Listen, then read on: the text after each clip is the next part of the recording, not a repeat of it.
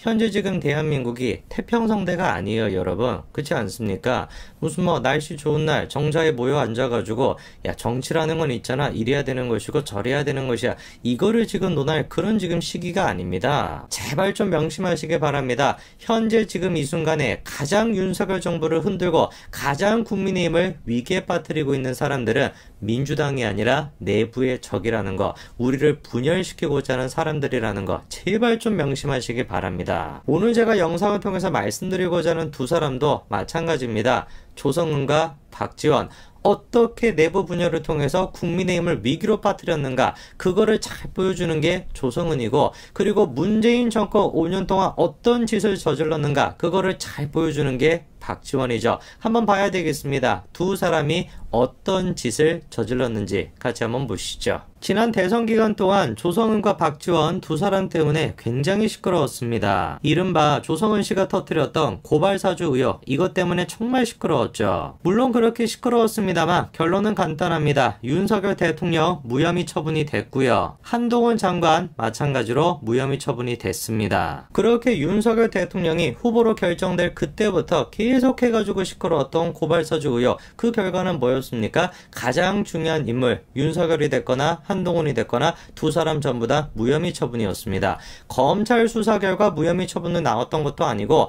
문재인 정부가 만들었던 공수처 수사 결과 무혐의 처분이 나왔습니다. 자, 그러면 이제 거꾸로 박지원과 조성은 두 사람이 책임을 져야 되겠죠. 두 사람을 둘러싼 논란은 고발사주가 아니라 제보사주입니다. 한번 생각해 보십시오. 그렇게나 거대한 사건을 조성은 씨 혼자 기획하고 터뜨렸다? 뭔가 앞뒤가 안 맞죠. 그래서 자연스럽게 나왔던 얘기가 조성은 씨 혼자 했던 것이 아니라 박지원이가 뒤에서 사주를 한 거 아니냐, 이른바 제보사주가 터졌던 거죠. 실제로 그거를 뒷받침해 줄 수 있는 정황은 많았습니다. 조성은 씨가 박지원을 만나기 전날 밤에 자료를 106건 가까이 캡처했다라는 것도 드러났고요. 그리고 그거를 의식해서 그런지 몇 번이나 조성은 씨가 박지원은 관련이 없다라고 강조했지만 너무 들떴던 것일까요? 자기가 인터뷰에 나와가지고 뭐라고 고백을 해버렸습니까? 고발사주 보도가 됐던 것이 우리 원장님이 원했던 날짜가 아니다, 이런 충격 고백까지도 했었죠. 사실 저는 그래서 다른 거 다 제쳐놓고 조성은 씨의 저 얘기, 우리 원장님이 원했던 날짜가 아니다, 이것만 그냥 딱 보더라도 제보사주가 명확하다라고 생각했는데 결과가 최근에 나왔습니다. 놀랍게도 공수처는 박지원에 대해서 무혐의 처분을 내렸고요. 조성은 씨 같은 경우는 검찰로 이첩이 된 상황입니다. 적어도 그러니까 제보사주 의혹, 이거에 대해서는 박지원이가 무혐의 처분을 받았습니다. 그러나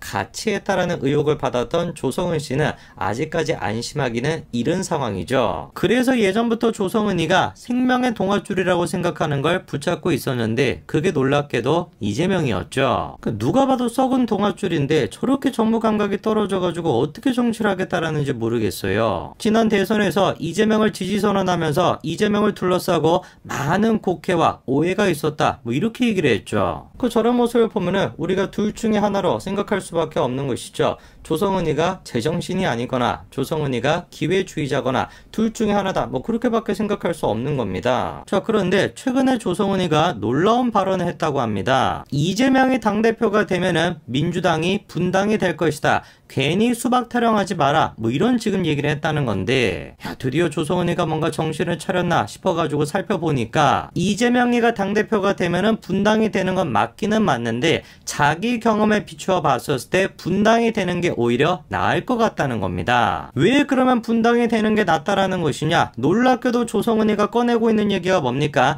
탄핵도 가능할 것이다, 이렇게 지금 얘기하고 있죠. 이러니까 제가 조성은이가 내부 분열이 얼마나 위험한지를 가장 잘 보여주는 사례다, 그런 말씀을 드린 겁니다. 자기 본인 스스로 지금 얘기하고 있지 않습니까? 자기가 분당을 겪어보니까 좋더라는 거예요. 왜? 대통령을 탄핵시켜버리기가 훨씬 더 쉬우니까 오히려 분당하는 게 더 낫다, 이게 지금 조성은이의 얘기입니다. 그리고 박지원이도 제보사주에서는 벗어났다라고 할지라도 더 큰 게 터진 상황이죠. 놀랍게도 국정원장이었던 사람이 국정원으로부터 고발을 당했습니다. 내용도 진짜 기가 막힙니다. 서해 공무원 피격 사건과 관련된 첩보를 무단으로 삭제했다, 이거로 지금 고발을 당했는데, 그런데 제일 처음에 저 얘기가 나올 때부터 뭔가 좀 이상한 게 있었습니다.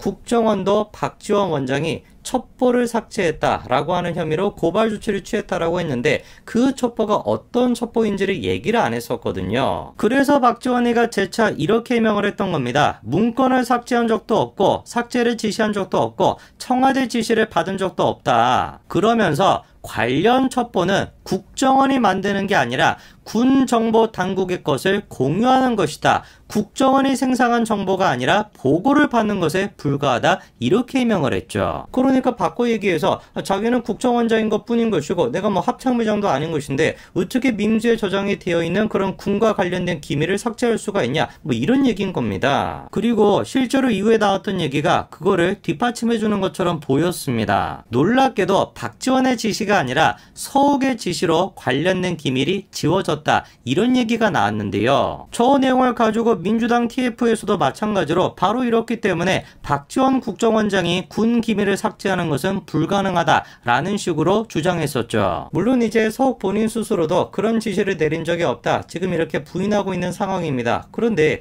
뭔가 좀 이상한 게 있지 않습니까?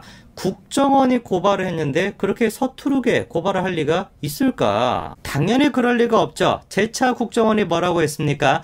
박지원과 관련된 혐의는 민즈 자료가 아니다라는 거예요. 한마디로 얘기해서 군정보당국이 생산한 첩보가 아니라 국정원이 생산한 첩보, 그 보고서를 박지원이가 삭제했다, 이런 혐의라는 거죠. 그러면서 하는 얘기가 박지원이가 국정원이 첩보 생산을 하지 않는 것처럼 말했지만 국정원 대공수사국은 다양한 유형의 자체적인 첩보 수집 역량을 갖추고 있다, 이렇게 반박했습니다. 그러니까 한마디로 얘기해서 물타기 하지 마라, 이 얘기입니다. 뭐 민주당 TF가 됐거나 박지원이가 됐거나 이번에 논란이 됐던 첩보가 국정원 내부 첩보가 아니라 군 기밀이다 보니까 국정원장으로서 아무것도 할 수 있는 게 현실적으로 기술적으로 없었다라는 식으로 얘기하고 있지만 웃기지 말라는 것이죠. 박지원이와 관련된 혐의는 뭐라는 겁니까? 국정원 내부 첩보를 삭제한 혐의라는 겁니다. 그리고 분명히 국정원이 2020년 9월달 해당 사건에 대해 가지고 월북한 것이 아니라 표류했을 가능성이 크다라는 내용의 자체 보고서를 생산했었다라는 거죠. 그런데 그거를 박지원이가 누구의 지시를 받고 청와대의 지시를 받고 삭제한 것으로 알려지고 있다는 겁니다. 저러니까 박지원이가 국정원장이었음에도 불구하고 야, 국정원은 있잖아, 내부적으로 뭐 첩보를 만들거나 그런 역량이 안 돼, 군 정보 같은 거를 그냥 공유를 받아야 되는 수준이야, 이런 얘기까지 하면서 자기를 방어하려고 했던 겁니다.